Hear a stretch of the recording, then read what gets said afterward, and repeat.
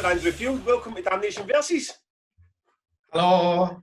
How are you getting on, pal? Yeah, very good. Thanks for inviting me on. It's great to be here. No problem at all. I said thanks for doing it at very short notice. It was only a few hours ago. I asked if you could pop on, so I appreciate you coming on and doing this with us today. So I think all previous 29 episodes have had some sort of link between myself, the festival, Damnation, and the guest, whether it's been an agent I work with, bands we work with, other promoters we work with. Yourself, that's slightly more tenuous. I mean, I want to talk to you almost entirely about your record label, APF Records, but there is a link in the sense of Video Nasties, who just played Damnation in November just past. You weren't there? No. Because I had a look through your Facebook page and it was like, anyone going to Damnation? But even still, did you get the reaction for that? I did, and I heard about the inflatable shark as well. So my girlfriend was there, and Martin, who co-owns APF with me, he was there as well, but I couldn't make it this year, unfortunately. But I'm looking forward to it next year, especially because you've booked some of my favourite bands, Elder, Pallbearer, and Pig Destroyer in particular. Can't wait to see them. Very nice. And am I right in thinking you're from that neck of the woods also? Is it Salford? Yeah, we're based in Salford. You can probably tell from my accent I'm from down south originally, but I've lived up north for longer than I lived down south. Just never lost the annoying southern accent, you know. Well, while we're on Video Nasties and Damnation, then, so you get, I recall, I don't know, anyone who's listened to this, any other episodes of the podcast, I don't know an awful lot about record labels. I don't have relationships with record labels. Damnation isn't built that way.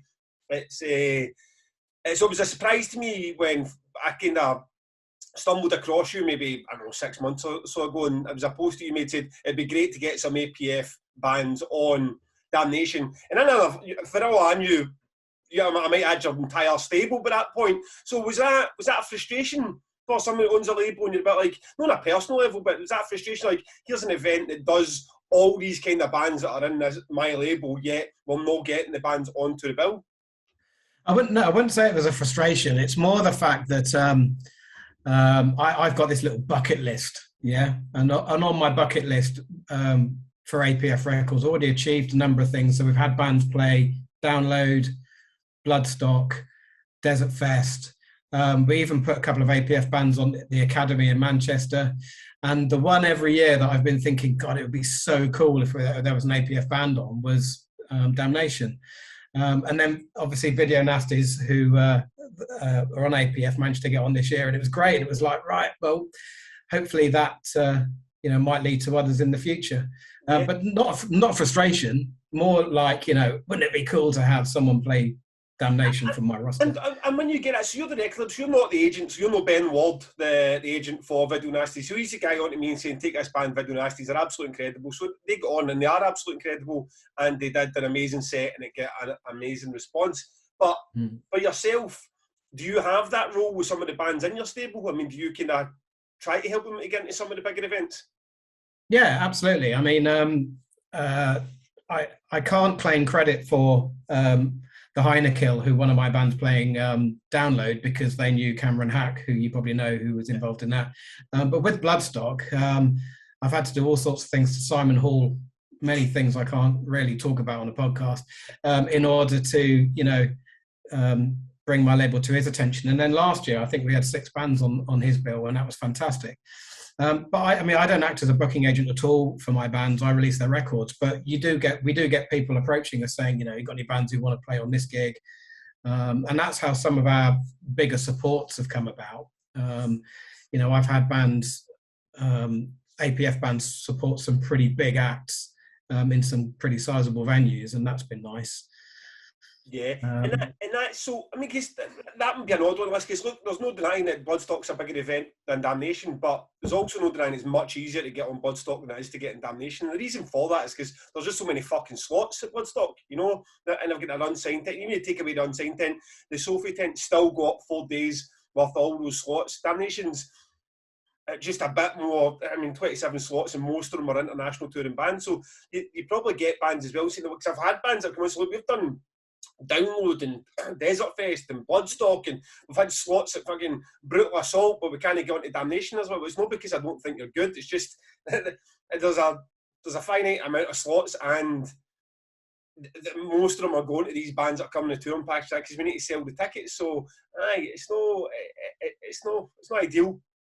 No, but I also think that's great, because there's then a kudos to being booked for Damnation, because lots of bands want to be on it. As you say, it's not easy because there's not a huge amount of slots available. So when Video Nasties were booked for it, for APF, that was a really big fucking deal. Yeah. You know, benefited everybody, I think. Do you see you were up there for the show itself, but do you see so why is it a big deal? Bloodstock's Damnation's down. Explain to the listener, why is that a big deal to get on there? To get on festivals or get on Damnation? Yeah, to get on festivals. Both festivals and Damnation. Yeah. I'm bound to say that it sells records. But if you look at Bloodstock, can I give an example? 2019, Bon Cauldron, who were on APF, did their final gig, because they split up, but they did their final gig in the Sophie tent at Bloodstock at lunchtime. And just as they came on stage, the heavens opened and there was the worst storm, just rain absolutely lashing down. So everybody piles into the tent, yeah? So they end up playing their final gig to, 3,000-4,000 people? Yeah. Many of whom have never heard of them, yeah? They then go home, listen to them on Spotify, think this is fucking cool, and then go and buy a T-shirt or a vinyl, which APF released. So festivals, bring bands to a much wider audience than they ever would normally, and sell records for me, which is lovely. Yeah, and I take it knock on, because what you've got is Video Nasties, and they do have a bit of hype about the band, and they are great, and they've got a bit of that X factor with the slasher horror thing going on too. So there is a lot of reasons to like Video Nasties, but you play Damnation, and then suddenly you're in Kerrang and Metal Hammer and another 15 press outlets. And I take it that just speaks to exactly what you're saying, is these bands are already good. It's just, do they get to an audience? And then when you're getting to some of these places, not only are you getting the press, you're getting the audience, and that knock-on effect. Do you see then an uptick in record sales?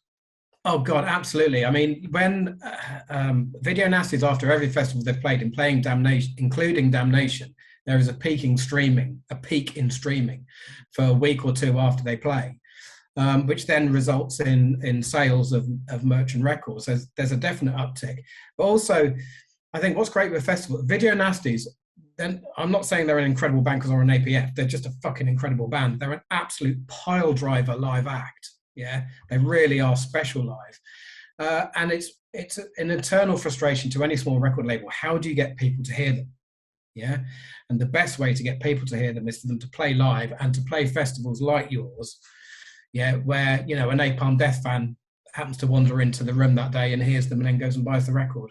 Yeah, absolutely. Well, I'm glad because that's something that I have no knowledge of, i.e. what happens afterwards. I see the press, but sometimes a lot of that stuff, there's no tangible to it. There's like, okay, there's a lot of back slapping going on and everybody said you were great for the day, but so what if ultimately it doesn't, there's no more ticket sales at the next gig, there's no more people wearing your merch, there's no more people buying the record. So that's kind of warming to hear that, the band's playing and they see it. But what other events in the UK? Bloodstock and Download and Art Tangent get a lot of time in this, but when I was listening to you, I basically spent the last 4 hours just listening to all the bands on APF's page, and it struck me as a Desert Fest lineup. It's either the Descendants Iron Monkey or it's the Descendants at Orange Goblin, and the bands that don't sound like that sound like a bit of both. So, is Desert Fest another one for you guys that you probably get a lot of bands on? Yeah, and it started in 2017 with having one band on it, yeah. And then, isn't it typical, the one that didn't happen, 2020, because of the pandemic, APF had more bands on Desert Fest than any other label in London, which was bragging rights, Yeah. But then the thing didn't happen. But this year we've got 5 or 6 as well. And I think Desert Fest is a reflection of my music taste. You said there you've listened to some stuff today, and it's largely, not all of it, but it's largely stoner doom influenced or sludge influenced. Yep. Well, that comes from me growing up with the likes of Caius and bands like that. Yeah. Caius, Monster Magnet, then Orange Goblin, God bless Ben and his lot, you know. And out of that was born my record label. And then a lot of the signings on APF are my music taste. I'd love to tell you that I sign bands because they're going to sell loads of records, but that's not true. Yeah. I sign them. I mean, I was definitely going to get to that point, but I just tackle it right now. So you've got, as you say, these sludge, stoner, doom, but almost grind in there too with some of the things, but no real death metal, no sort of post metal, definitely no, God forbid, power metal. So is that a thing? It's for the APF Records, like, so you stumble across something that really is a fantastic tech death metal. Is it just not home for that type of band? Well, APF is known for stoner, doom and sludge because that's the scene that we grew out of, the Manchester stoner doom scene, which was particularly active between sort of 2013 and 2018. It's still there, but to a lesser extent. But we have signed bands outside of that, but just not many. Post-metal, we had Baal for a while. They're not with us anymore, but they were with us. Last year, I signed a band called Utopia, who are Dillinger escape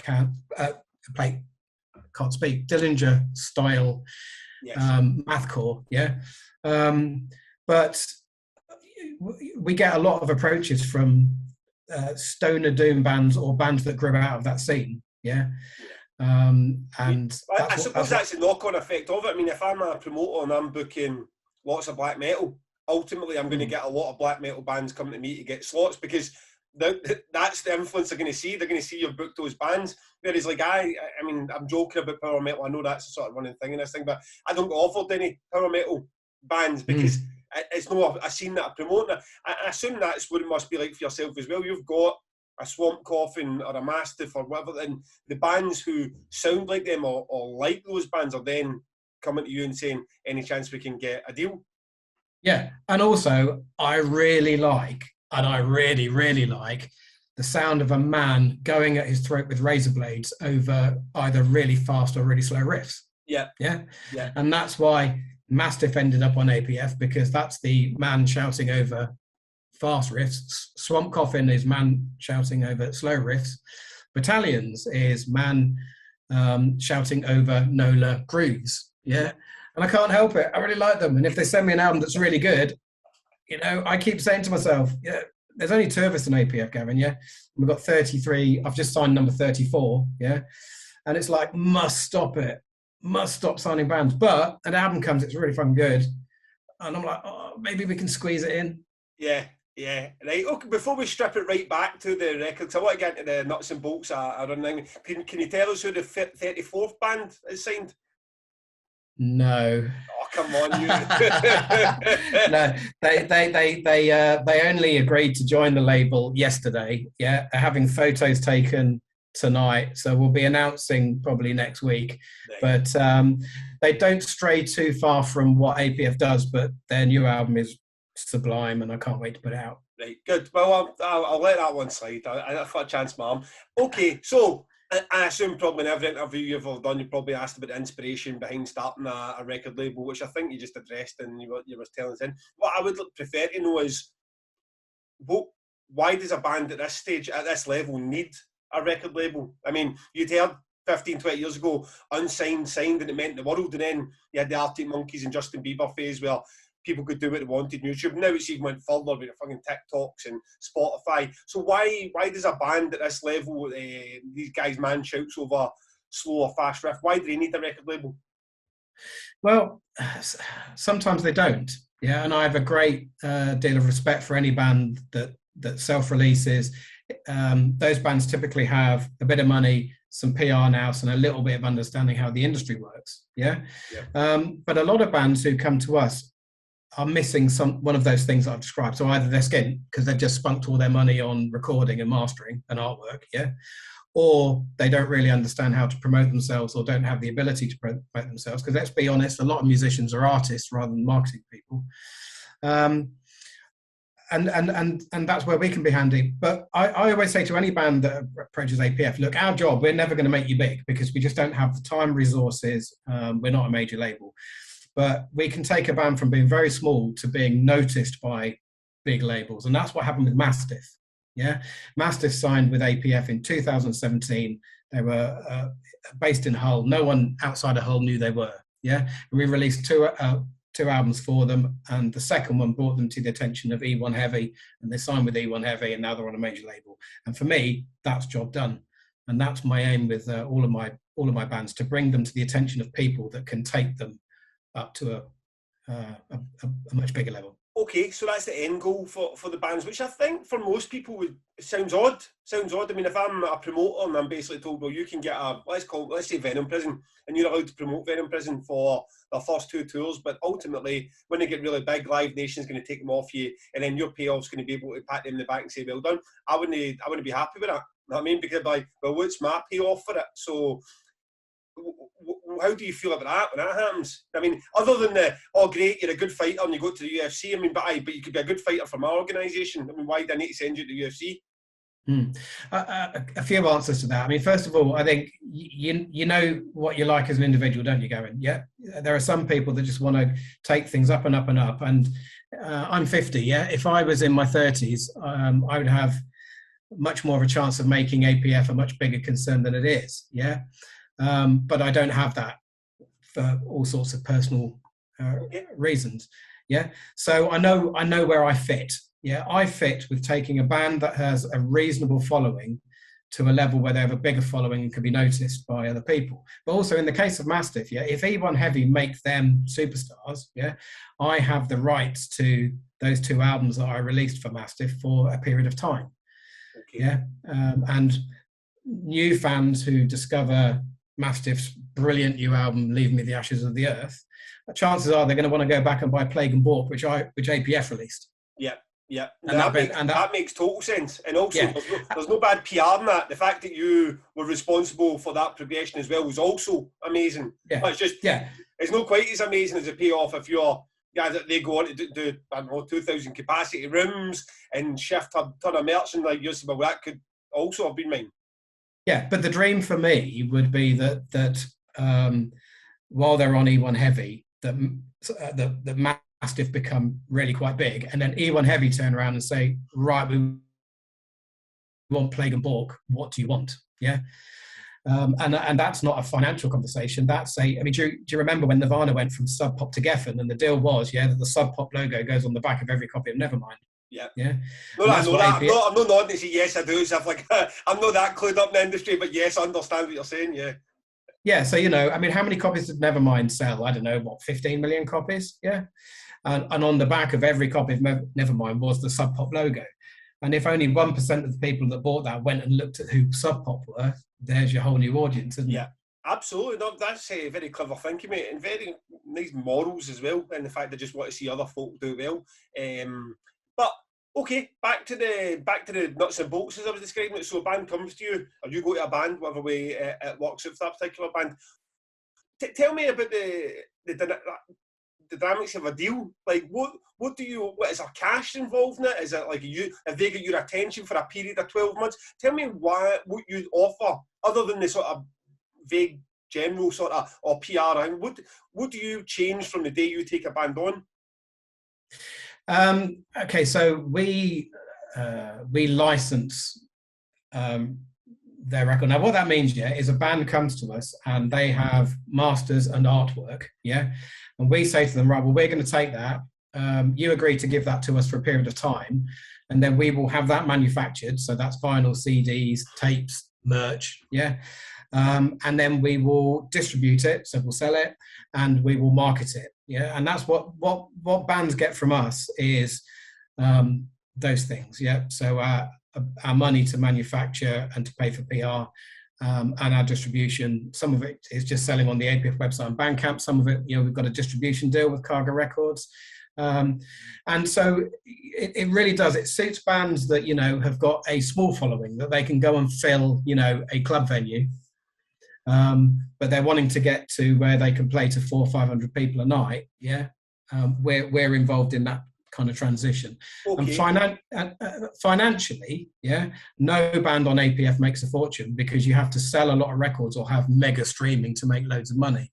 But I don't think the bands that we work with come to us to be millionaires. They come to us when they're quite young and green and still growing, and are looking for someone to help them get up to that next level. Yeah, and there's a lot to be said. I've said it before, not every band needs to start and say, I want to be, I mean, let's don't say Metallica. They don't need to be Gojira. They don't need to be Clutch. They want to pick up a guitar or go out and do the club scene. And as well, there's a lot of bands that probably do that and do it quite well, but as you say, don't have the experience or anything around about it. How do you get booked? How do you get in front of people? Who does press for these things? How do you like, somebody would say to me, right, Gavin, I mean, I started a festival, somebody said to me, right, go and get a vinyl organised. Where would I even start with that? I mean, I don't know how to get a vinyl organised. So you must have a lot of bands young in that position as well who are just looking for a package deal, as you're saying, you can go somewhere and get it done. Now, in that sense, so it's not like, even if you were to take it in relative terms, you're saying in the old days, big band gets £2 million and gets sent away to record the record. If you were saying in relative terms for APF, that was, I don't know, £5,000. That's not what happens these days. You're not giving a young band £5,000 and telling them to go into Hut and Huddersfield and make a record for you, and then you own the master for the rest of the time afterwards. Yeah, absolutely. I'd love to. I'd love to be able to pay for my bands to record and to have their stuff mastered and artwork and what have you, but it's just not financially realistic for a small label like mine to pay for that. What we do is, you talk about $5,000. It does typically cost $5,000 for us to release an album on vinyl, CD with merch and PR. Yeah. So if a band gives APF an album to release, I know that I'm putting 5,000 quid into that. Yeah, which doesn't sound like a huge amount of money, but when you times that by 34 bands, and then consider that APF is a sideline to my real life, my real job, and my relationship, and what have you. It is a bit of a punt. And what happens is sometimes the investment is great and makes APF a return, and the bands get royalties, and sometimes APF loses a fortune. Yeah. Can I have a quick interlude that, like you're talking about your real life? Do you, for the people on YouTube watching this, do you sell Nike trainers? Because you'll get 42 boxes and Nike trainers behind you. No, it's my girlfriend. She is very fond of Nike trainers, and there are a lot of them in this house. There is a lot of them. I can see that row goes for another row, and I'd hate to think how many rows are behind it. I'm not going to show you.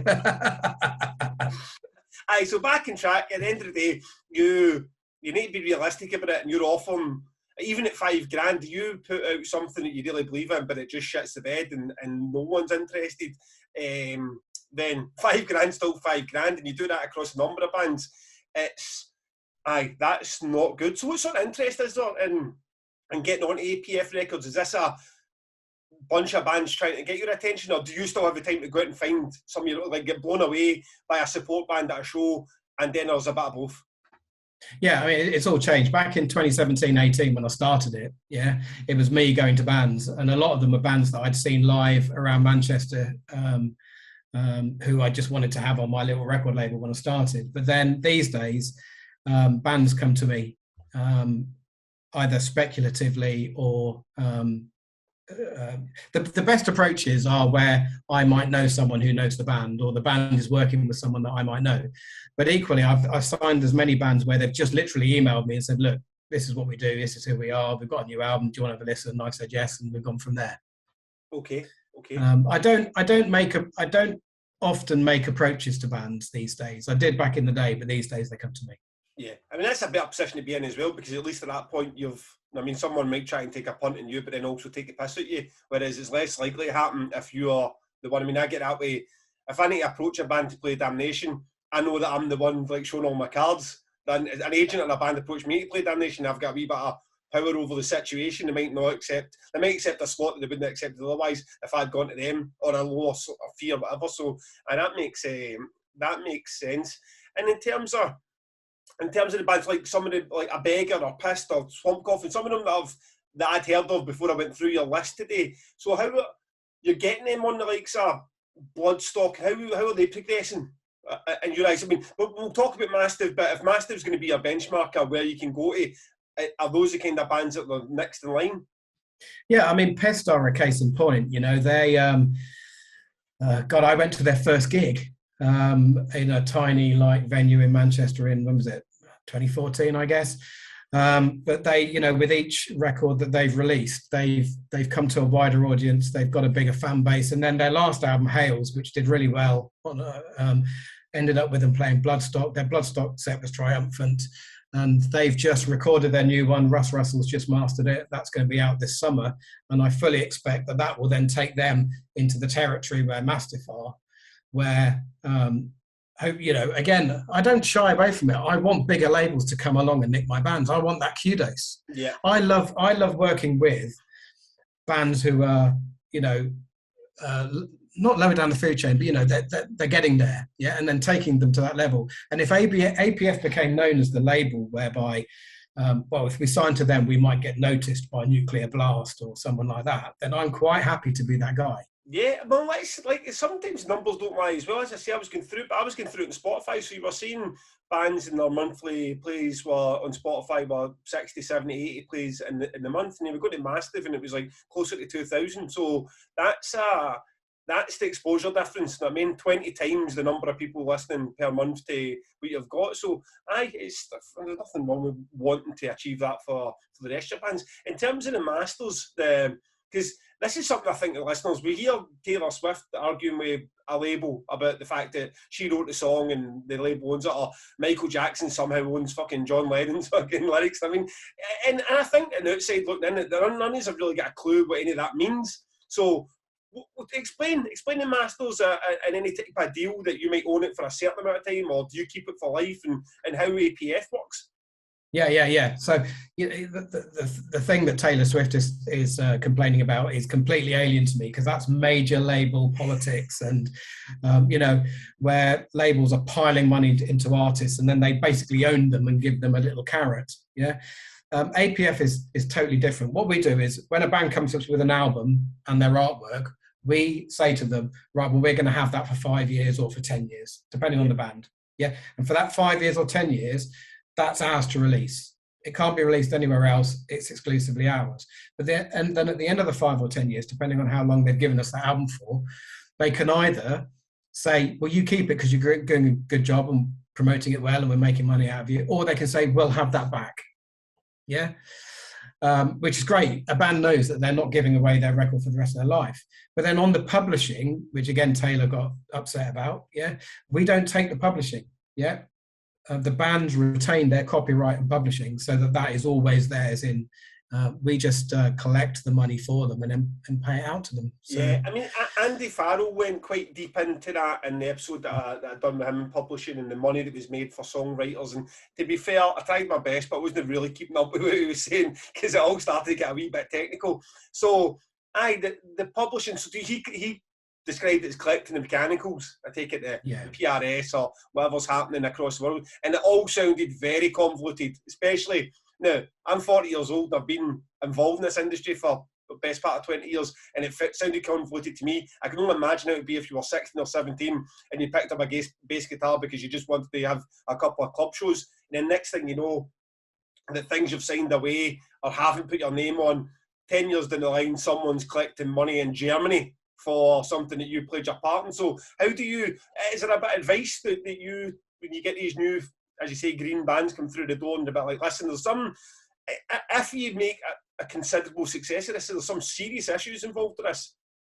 Yeah, no, absolutely. I think all I'd say is if you sign with a major label, you need to go into it with your eyes open and with a team of people who completely understand what is involved in being on a major label. And that's not just publishing, that's legals, it's streaming money, the works. Yeah. Because you can end up signing your life away for the amount of money that they're putting into you. At our level, bands don't have to worry about that.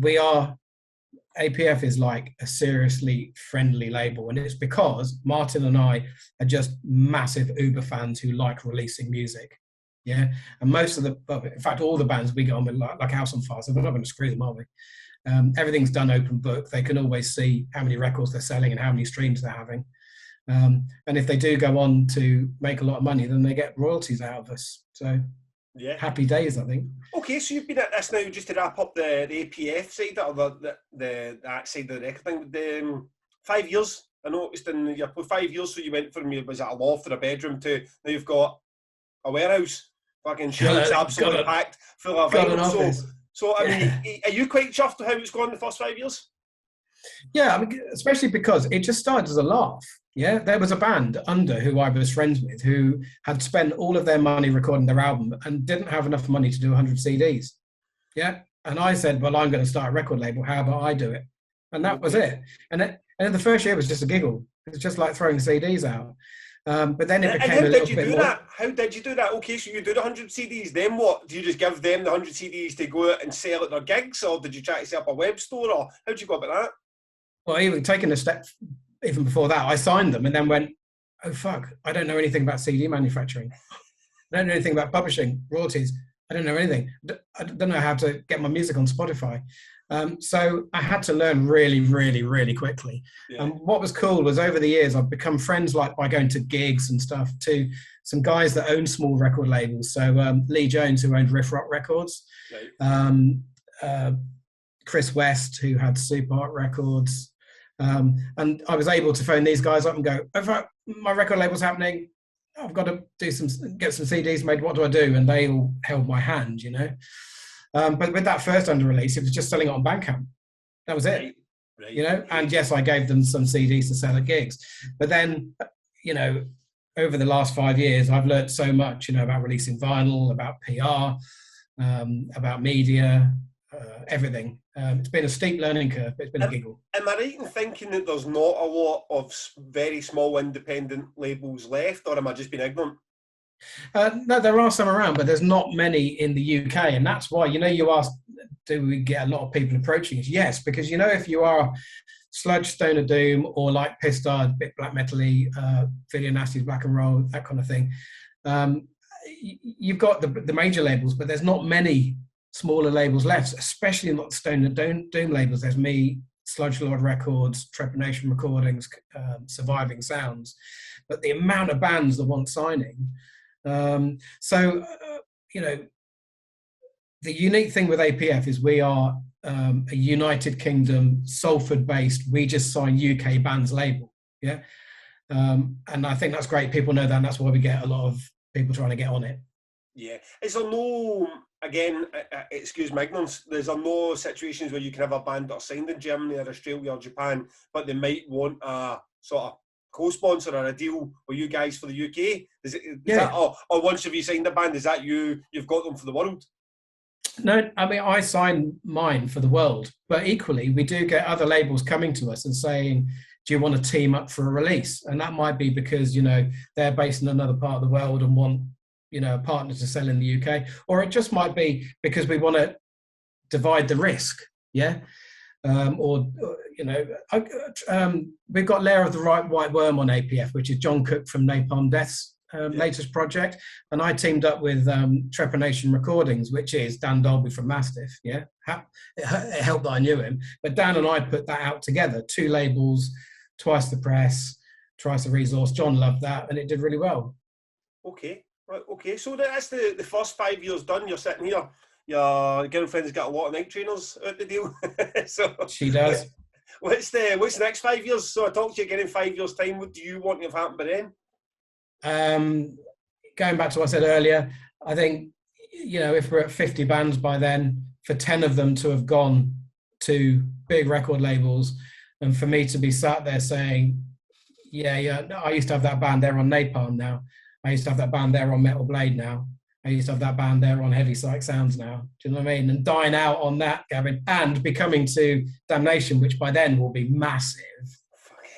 Yeah, well, let's just start with this year, won't we? One arena at a time. It's a big old shed, but it'll be like, I don't know, Hampden Park in 2030, won't it? I don't know. I would never had any real inclination to go above the Leeds University and then look what happened there. So I'm not going to say we're not going bigger than the arena if that doesn't happen. So I don't want crucified when I moved from Manchester to fucking Wembley. Are you sleeping all right? With Mastiff headlining. Of course, Mastiff, yeah. I mean, fucking hell. They should be headlining by then, I would have thought. Okay, great. Listen, thanks for the time with the APF. Vinyl. In the last year, I think in lockdown, everybody going crazy. They needed to find new hobbies. I became a plastic geek. It never interested me as much as I've been into music and started a festival and had records offered to me for free. I was never that bothered, and now fuck, I pulled on the metal pants and jumped in the deep end, and it's all I do now is order fucking vinyl. But I had Brady from Conjure on, and he was saying, look, he's been Nuclear Blast, and their records held back another year because no one can get fricking vinyl printed or made. So tell us a wee bit about insider information about that. Oh yeah, I mean, 2021 was a complete nightmare, and it was because of increased demand, because of people like you, good self, and me, who went out, bought record players, rediscovered vinyl, were like, oh, it's pretty, and you put the needle on it and it sounds better. Yeah, so there was that. But also in the second half of last year, all the plants were chewed up with these monster releases like Adele and Ed Sheeran and Elton John and ABBA, you know, these millions and millions of vinyls, because the reality is that there are no new major record making plants being built anywhere. There's these small boutique ones, and like people like Jack White from White Stripes, Third Man Records, he's got his own plant, but it's small. But in terms of the big ones that make the stuff for major labels, there aren't any new ones. And people say, well, why don't record labels invest in plants? It's well, because they don't make the money out of records, they make it out streaming. Right. Yeah, and so people like me, it went from like in 2019, where it was a 3-month turnaround for a record, to in 2021, 6 months, 9 months, sometimes, well, sorry, but we're not going to do it for you. Really? There's not even interest anymore? No. Utopia, whose album came out in August 2021, where I ordered the vinyl in April, I'm going to get it in February.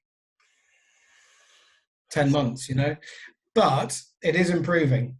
We're back down. We're back down to 6 months, but also a couple of new plants have opened in certain places. I'm not going to say where they are because then every record label will know and will use them.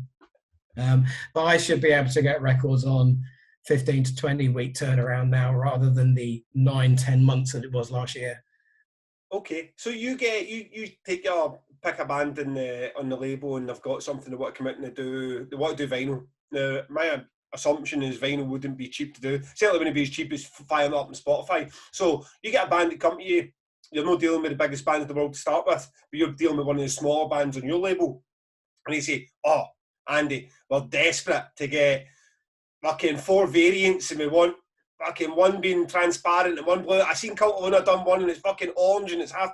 And you, at what point do you like, listen, this is actually what it costs to get this amount of records, and there needs to be a minimum buy of how much to actually make just one record, one black record work? Yeah, I mean, I had all that off at the pass at signing stage, because it says on the APF website that we sign bands in one of 2 ways, kind of like a DIY thing where there is no vinyl, CD, tape, digital merchandise with a bit of press behind it, see how it does. And if it does well, we might do vinyl later, or we might do vinyl for the next one. Or the other way around, which is like a band comes to us, they've already got a following, maybe they've released something on vinyl before, and we will pay for vinyl and external press and throw the full 5, 6, 7,000 quid at it. So I don't have a scenario where a band signs like on a DIY run and then says, actually, we want vinyl, because it's like, well, sorry, dudes, but we agreed when you signed that you're not having it this time. Yeah, that can be a thing. So what is the cost? Because this isn't relevant to or any personal to any particular band, but if you want vinyl done, what is a minimum order, and what is that minimum order cost? Well, it's like everything in life, it's economies of scale. So the less you have, the more it is per unit. So, you know, if I go and order 100 black vinyl, they'll cost me about £14-15 per record to manufacture. But if I have 300 manufactured, it'll cost me about £7 or £8, depending on how fancy they are to manufacture. And if you're a major label who can have hundreds of thousands manufactured, then it's pennies. Yeah, a lot like merch. You get a small absolutely. run of 50. And like a company will maybe say they'll do a minimum run of 50, but for that 50, your t-shirt may already cost you £12 before you've even done anything with it. Totally. There's no profit margin at all, but if you can get into a stage, I don't know, if you're Bring the Horizon and you can do a run of 10,000, I'm sure that those t-shirts probably cost you only a few quid. So absolutely. So I mean, I would never order 100 vinyl for a band. I just wouldn't do it. Yeah. I would always order, you know, a minimum run of 300, hoping to sell 100 of the 300. Yeah. But you'd make exactly the same return selling 100 of 300 rather than having 100 and selling them all. Yeah, and in terms of, again, one of the things I've got, I almost hate opening a black vinyl. You get one and you pull it, bastard, you know what I mean? And sometimes if you go to HMV and you pick up a Pixies record, you're not quite sure whether it's black or it's going to be orange or fucking bright blue or whatever. And I've opened a couple and I've been, I got a Mogwai one for Christmas that I thought was going to be black, and I opened it was some variant. And it's amazing how these wee simple things at the age of 40 really please you. But yeah, is that, I take it that's just the same sliding scale as it would be for a t-shirt. You add a colour to it, the cost goes up. You want a thicker material, the cost goes up. You want it done in 4 different styles, like the cost goes up. Is that the same with variants? Yeah, totally, absolutely. And the fancier the vinyl is, the more it becomes. So, you know, you talked about Video Nasties and their Dominion album. We did a swirling emerald miasma where you hold it up and it's like this emerald green with smoke in it, yeah? And then we had a locked groove at the end so that it just runs off and off and off and forever. And then we had matte finish on the sleeve and it was all very swanky. And I can tell you that I passed a stone paying for that vinyl order back in and how are they getting on with it? Is it shifting? Yeah, Video Nasties was my biggest seller, so it turned out to be a really good bet, didn't it? Good, fantastic. Good. So vinyls, the situation for vinyl lovers is it's getting better. It is getting better. Yeah. We're gonna. You foresee now that it's going to be. We're going to get over that slump. Yeah. Whatever you want to call it. Waiting a year for a vinyl to come. That backlog's going to be dealt with, and they're going to be back to bands instead of these huge pre-orders where I've ordered the 40 Watt Sun album and I'm not sure if I'm ever going to see that before I'm 42, so it'd be good to start ordering it and getting it within time. I think the smaller the label, the easier it'll become, because these boutique plants that are popping up all over the place, which would do small runs of vinyl, that's great for us. You know, if you're Sony, a boutique plant is no use to you whatsoever. So for the major labels, it's going to be a headache for a bit longer, but for us smaller indies, I think it's going to get better. Okay, good. Right, well, I'm glad to hear it. We're going to get. Do you know how out? I think when I bought a Vanilla Ice album when I was like 8 or 9, a Teenage Mutant Ninja Turtles album, and then that was kind of the only album I ever bought until I got to like 39. And it's like, see, when I put it on, I realised it only plays 22 minutes of fucking music one side. Yeah, I know. I felt completely ripped off. Like, I'm going to have to get up after 10 years of Spotify. I'm going to have to go up and change this every 22 fucking minutes. But even that inconvenience couldn't put me off, just, as you said, how fucking nice the experience is to have something again you get, especially the bands that put a real effort in it. The packaging's nice, the vinyl's nice, the whatever blurb they've got with it is really nice. It's nice to pick up the album and feel like you've got something in your hands, as opposed to almost that completely disposable experience of Spotify or Bandcamp or whatever, you know what I mean? Totally. Also, you know, I find if you've got a reasonable stereo and you buy an album from the 70s, yeah, it will always sound better on vinyl because it was mastered for that format. Right. Okay. Yeah. So showing my age maybe a little bit here, yeah, but I love ZZ Top. Yeah. I've always loved ZZ Top since I was a kid, yeah. And if you listen to any of these 70s really good ZZ Top albums, they sound mind-blowing on vinyl now. But then you put the CD on, it just doesn't sound as good. Because it was made for vinyl. That mind. Okay. Yeah. I need to find myself some 70s music to get into. I don't mind a bit of Pink Floyd, actually. I'll see if I can pick up a wee copy of them all. So, good. Well, that's quite promising then. In terms of the record label, what's your relationship like with agents, managers, festivals? How much that, again, you're the guy who puts out the records, you're the guy who puts out these bands, you probably shouldn't have much of a relationship with them, but when you're so DIY, the way you describe it, it's probably quite important. Yeah, and as with everything in life, it's about personal relationships, you know.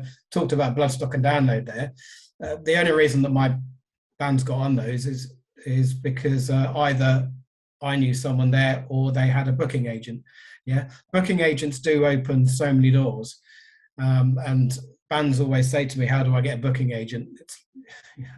I know it's hard, but like it does make a huge difference, yeah. But it can be as simple as like, you know, here we are talking, Gavin, you know, first time ever, we know each other now, don't we? Yeah.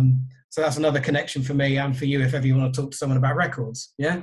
Because this is so. As I say, I'm the first to admit I don't have great relationships. I haven't done much in the the years I've been involved in this industry with record labels, but then I had Robin from Pelagic Records on the podcast, and now I've received 2 packages of records from Robin, and that's not because he's like, oh, Gavin's my best friend and all that. It's because he's been smart enough to go, that guy is going to put, if I sent him 17 links to Spotify, he'd probably be the best intentions try to listen to them, but he probably won't. He probably won't. However, I guarantee if I send him 6 of these artists that I'm trying to get in Damnation, he's definitely going to listen to the vinyl. And he's right, I listen to all the vinyl. So suddenly, not being underhanded with anything, but suddenly there's artists that are now in my radar.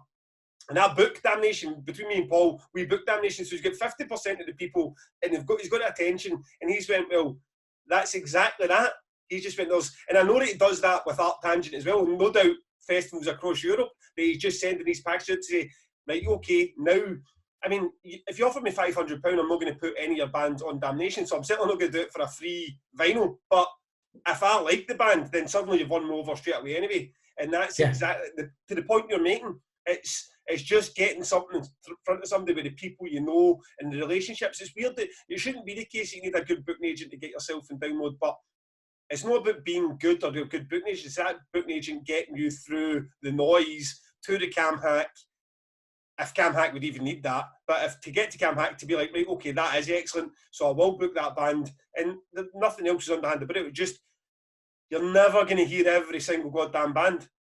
No, absolutely. Completely agree with you. I mean, Cameron, just to talk about him again, the only reason I know Cameron is because when he was a promoter in Manchester, putting bands on the Star and Garter, I used to go to his gigs and chat to him, just because he'd always be on the door. We'd have a bit of the crack, and that was it. And then obviously he went off to Live Nation and became this very important person. Without having known him from the gigs, I wouldn't know now, Right, absolutely. Well, that's and we.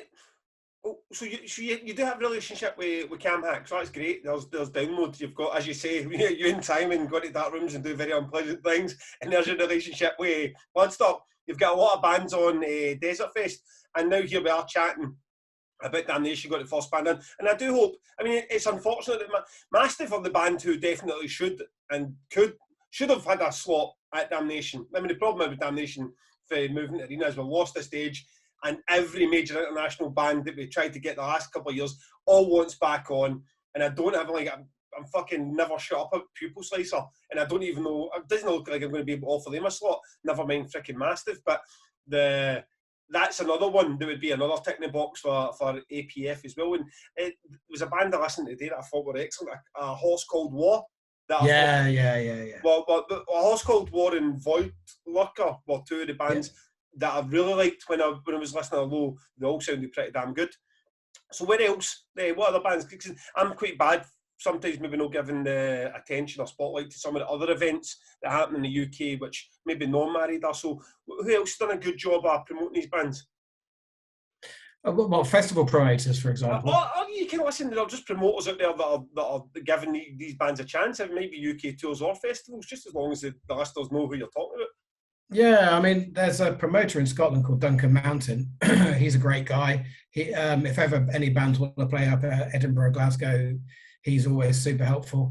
In Manchester, there's a guy called Dan Godwin who runs Riffolution Promotions. Yes.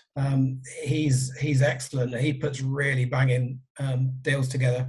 In London, I get on really well with the guys at the Black Heart, Matt there. That's obviously also tied into the Desert Fest team as well. So I've got to know promoters all over the country, and that's nice. We work together on getting gigs on, and it's cool, yeah. I think as I tick these things off the bucket list, I won't lie. There are some festivals in Europe that I would just die one day to have an APF band on. I know you can probably guess who they are, So I mean, but that's for the big ones, the Vakins and Brutal Assaults and Hellfest and Summer Breezes, these kind of events. Yeah, I mean, if I could get an APF band someday on Hellfest, I can die happy, I think. If I could get a job with Hellfest, I'd die happy. If I could get a job with Hellfest, I'd learn French. You know what I mean? Yeah. I'd even go and live in that fucking country and have people look down on me for the rest of my life. So, I suppose we all should have those those goals and ambitions too. It's good that you mentioned Duncan Mountain, actually, because I didn't know the guy before last year, and then I think he came down to Damnation and had an absolute blast, and I think he listens to the podcast, and he mentioned he put on Bosk, and he said if I left the venue sober, it would be a failed attempt by all. So safe to say, I crawled into that kebab shop next door. So it was nice to meet him and his brother at that Bosk show, and he seems to be putting on a lot of fantastic shows up here. Because normally what happens, I just have guests in the podcast, and then the first time they ever hears about it is the following week when I stick out. But you're being integrated not only with all the bands where there's that cross promotion between everything Damnation does and you do, but you're also part of that forum that's on Facebook, and a lot of people who are on there know you. In fact, the guy Chris for the band Sound Origin, he was the first person to ever mention you coming on this podcast to me a few months back. So I thought, well, okay, let's not miss the opportunity. You're not going to be on twice, so let's not miss the opportunity to ask you some of the questions that other folk. I mean, Duncan Mountains, he was interested in. Would you be interested in, or are you interested in booking any or putting any Scottish bands on your label? Yeah, I mean, I don't mind where in the UK a band comes from. I know that sounds daft, but you know, it just depends who sends stuff into me. I'm a fan of some Scottish bands who are on other labels already. King Witch, Juniper Grave, Bosphorus, they're a killer band. Tommy Concrete, great artist. I saw Razor Sharp, Death Blizzard supporting Raging Speedhorn recently. They're from the Borders. So yeah, no, absolutely, Duncan. Yes, I would. Yes, I would. And all those bands that were just mentioned, the big man's inbox is you beat 50 bands before you know what. Somebody had mentioned, and this struck a chord to me, like bands are the worst. I mean, like the guy, bands are the fucking worst. And listen, that's true to an extent. I mean, bands age in every party, because ultimately everybody wants what's best for them, because no one wants to be the person who just goes out and loses all the money. So everybody has to look after their own interest, and sometimes those interests can get a bit blurred in the middle, where somebody thinks, well, you should be paying for this, or your label never done enough to get press for this, or my band would have sold 1,000 vinyl if you'd just got the right PR behind it and stuff like that. So why put yourself through that hassle for not a lot of return? Yeah, well, I think I said earlier, back in the beginning, 2017, it was just a laugh. Yeah, it was something to do when I wasn't out at gigs or getting pissed. But it became more serious, and now it's a business. It's a proper registered business, and has to be taken seriously. And what happens is I start the year full of joy and excitement. I can't wait for it. And then by the time I get to October, I'm starting to wane. And in November, I've had enough. And every December, I say two things. I'm not going to release anything in December. And then I fucking release something in December. And I also get to Christmas and say, that's it, I'm done. APF's done. I'm not doing it anymore. Fucking had enough. Fucking bands. Vinyl. Hate it, hate it, hate it. Yeah? And then I have a nice Christmas break and come into January and go, right, let's sign some bands and release some records. It rings so true, because that's exactly what happens with promoting. And I'm sure with agents, and maybe even with the bands themselves, when they've been in a tour for fucking 8 months and they're just like, no, then you get that break, and then I suppose it's like anything in it. It's like a tattoo you get and you're fucking sitting there for 4 years in complete pain and you're never going to do it again. And you have a Christmas break and then be like, was it that bad? I don't think it was that bad. I'm going to get the other side done. Yeah, no, it's exactly like that. I mean, this in December, which is only a month ago, there was a point in December I thought, I've had enough of this. I'll wind it down. I've got a few things to release early in the new year, wind it down. Here we are a month later. I signed a band, another one. Yeah, I've got a release schedule all the way through the year. So yeah, you know, Gavin, I don't know about you. I mean, you know, if you imagine you didn't have Damnation anymore, it'd be a big void in your life, wouldn't it? It would be. Yeah. And it was 2020. You still had some sort of something to do in 2020. I mean, there was still, I assume you were still putting out releases. You were trying to make it work on the basis of, okay, there's no live shows to sell anything, but there is still an audience out there. I never had that, so I experienced what life was like without Damnation. And there was a void there. There was something that I have done since 23 that was no longer in my life for that year. And I was like, fuck, you realise just how much you actually do enjoy it. And by that point, I'd kind of get when me and Paul sit that night, the week after Damnation, but don't look at me. Do not fucking look at me, you know what I mean? I don't hear a single thing about Mayhem or OPF ever fucking again. And then you get Christmas and you think, oh, you know what was great though?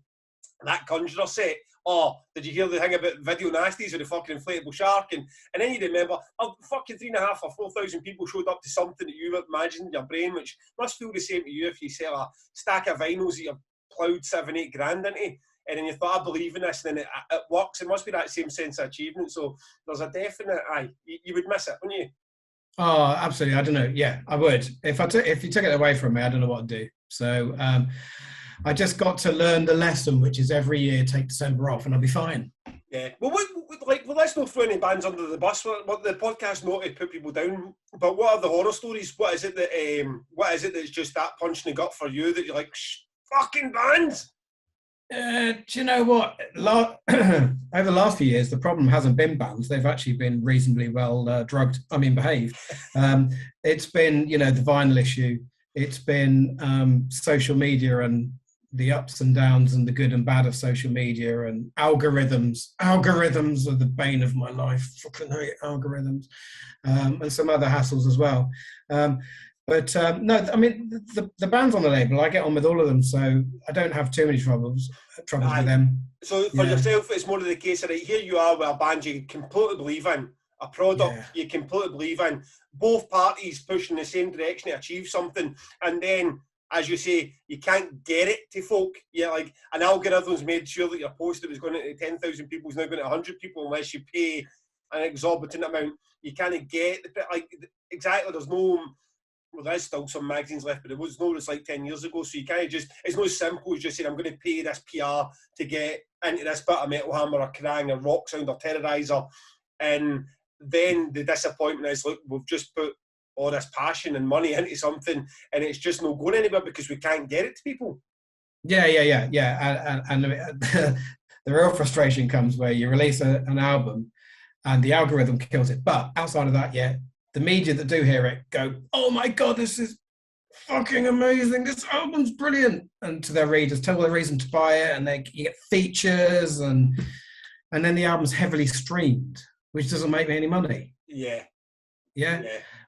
And when I say make money, recoup money, because APF is a big black hole like any record label is, Yeah. We talked earlier about the $5,000. You start there, having spent the $5,000, it's like, right, I've got to get that $5,000 back. You're not putting the $5,000 in saying you need to make 50 to make it worth your money. You've not actually got any value in your own time to sit there day after day after day working. There's no value in that at all. Just get the money back. And if we end the year in an even keel, then, well, you know what, I've just done that. Absolutely. Yeah. So, but, I occasionally whinge about it, but I wouldn't be without it. Aye, that's the truth of the business. And then, okay, well, I'm a positive guy. Success stories, when something's just been knocked at the park and you're like, this is exactly why I do it. Yeah. Well, I'll tell you what I loved was, when we were opening up after the pandemic and there was that weird period where you could have socially distanced gigs, through a sound guy I know really well called Marios. He introduced me to Manchester Academy. And Manchester Academy were thinking about doing socially distanced gigs, and Marius with that venue arranged for me to book the Academy and to have Mastiff and Pissed play a socially distanced gig at the Academy. And that blew my fucking mind, because I've seen bands like, I don't know, Machine Head, Korn, pretty much Gary Newman back in the day, everybody in the Academy. And for me to stand in there, or sit as it was, and watch two of my bands up on that stage, full concert PA, full lighting rig in the Academy, that was marvellous. I loved that one. Brilliant.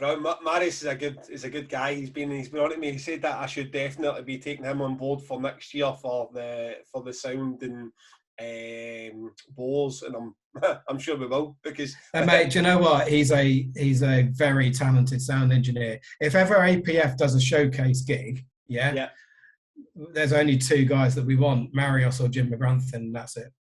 Right, okay. Big Jim McGranthon, he's the tour manager for Rage and Speed Dawn. He is indeed. He's a sound man as well, man of many talents. Aye, that he is. Aye, good. Okay, one bar. I'm going to chuck a few at you, and I'm going to let you go. This has been a. It's a bit odd before you start as well, because when you don't know someone, you're a bit like, shit, is this guy a drip? You know what I mean? Am I going to go? Is he going to get the accent? Is he going to be like, am I going to go in here and it's going to be a bit of fucking? Because I've had a couple of podcasts where they've kind of been lined up for me instead of me lining up with some major labels, and you're a bit like, you come on, you're like, fuck, I feel like I'm dragging this guy for this podcast. I mean, so I'm delighted that's not been the case here. I've really enjoyed myself. So I'm going to chuck another few at you, and then we'll wrap up.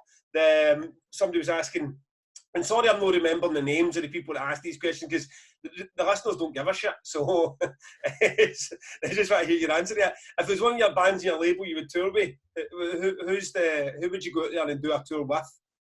Fucking hell, I wouldn't want to go on tour with any of them.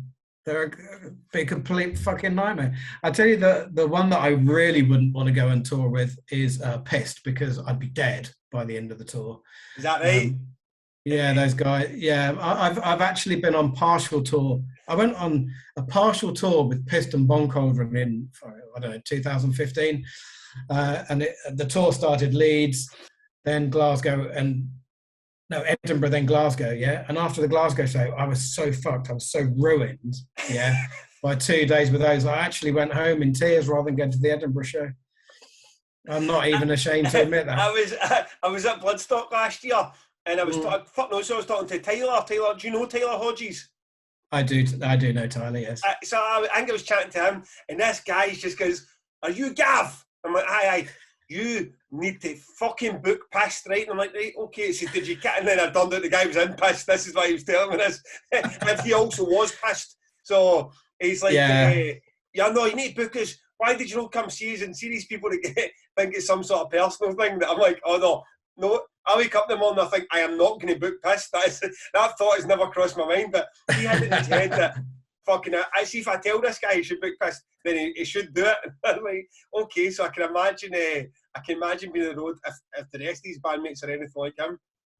Yeah. Hey, you mentioned Tyler there. I looked on the forum earlier and I saw that you'd asked people if they wanted to ask questions. And I saw that somebody had asked, which band do you wish you had signed when you had the chance, and why is it Hidden Mothers? Yeah. Yep. And then Tyler replied saying, don't.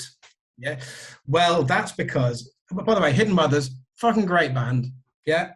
Well done. But Tuskar, I was offered the chance to sign Tuskar very, very, very early in their career. And I declined because I knew Riff Rock Records, my friend Lee, were interested. And that is a massive regret because I fucking love Tuskar. I fucking love them. Yeah. And I should have signed them. And then when they became free agents again recently, I tried to sign them and I put an offer in and they fucking went to Church Road Records. Well done, Church Road Records. You're a great record label. Love you. Yeah. Tuskar. Right, okay, is that what fucking Tuskar. But there was two things that tick boxes for this podcast. One, Hidden Mothers don't like an episode to go past without them being mentioned. Okay, cool. If an episode passes with Hidden Mothers being mentioned, I don't think they take it too well. So that's the first thing. And secondly, Tuskar are great, and Tyler's a guy who, he's heavily involved these days. He went for no one knowing who the fuck he was to very much involved in the whole scene with fucking Greenlawn Mountain Caller. He's my grandson. He calls me granddad. He calls you. I know he called you an old fucker. He never mentioned anything about being a granddad. That's one of the nicest things that he said about. No, I love the guy. He's a fantastic guy, and he's a great booker, isn't he? He represents Bosco Lloyd and some others. And I love Tuskar. The new album that's coming is fucking monumental, and I'm really happy for Church Road Records, and I hope it's going to be massive. And you need to put them. Oh, and I need to book them as well. That's all I need is more to get added to that. Sorry, Gav. Sorry, man. Just to make your life even more difficult. Yeah. I'm in the feeling now. I went through a lot of years. An agent would come and say, "Get this band now. They're going to be massive. Get this band now. You can get this band now for £500 or £1,000 or £2,000, and they're going to be worth this." I'm came to the stage now and promote like, I'll just take them when they're massive. You know what I mean? So see when it cost £10,000 or £15,000, well, they'll be worth it, wouldn't they? Because ultimately, some bands getting paid that money, so it might as well be a band that. So if Tuskar become that £10,000 band and pull in the 2,000 fans, I'll pay the £10,000 for them, and they'll be fucking great. You know what I mean? But there's a lot there's a lot of everybody trying to get in early and try to say, okay, get that band at that point. But sometimes I've had those bands as well, like the Belgian band is Weak Dude, that everyone's fucking gone crazy about it. So when they played Damnation when 2013 or 2014, fucking years back. No, it's like, it's not like it was a massive buzz about them at the time, but yet now everybody's going, oh, fucking this album, it's going to be great. Well, good. Well, if they cost 10 times more than they did then that's fine, because they're going to bring 10 times more fans, you know what I mean? So, that's if Tuskar aren't massive, it'll be a crime because they're young. I mean, they're really fucking young, Gav. It's so annoying. I mean, early 20s, yeah. They can get out on the road, you know, their riffs are properly different. If they're marketed properly, then they should be massive. And then, you know, in 10 years' time, we can have the bants about when we were talking about you booking Tuskar, when they're playing, you know, they're playing Damnation Hampden Park that we talked about in 5 years' time. Well, listen, here's the bands I passed up in. Bring the Horizon, Architects and Ghosts. So oops. I've got amazing form for fucking from listening to fucking Stadium Fillers. Oh dear. I did book Weak Dude though, so I mean swings and roundabouts. And fucking that was great. Right, okay, listen, pleasure. Let's wrap this up. You're the man with his fingers and all the pies. You're the man with those bands. Let's shine some light on some of your bands. Who have we to look out for in 2022 then? Well, one to look out for immediately is Possessor, because their new EP, The Speed of Death, comes out tomorrow. Goblin Smoker, who are a band everyone should know about, got new stuff coming up from them. I could rattle off all of the names of the bands on the label, but just go to apfrecords.co.uk and have a look. Get yourselves involved there. And that Mastiff record, I mean, again, you're being fucking so civil about the whole situation and the way that you look at it, and that's great. But when you heard Leave Me the Ashes there, you must have been, holy shit. I mean, that track Repulse is fucking insane. It's insane. Oh, yeah.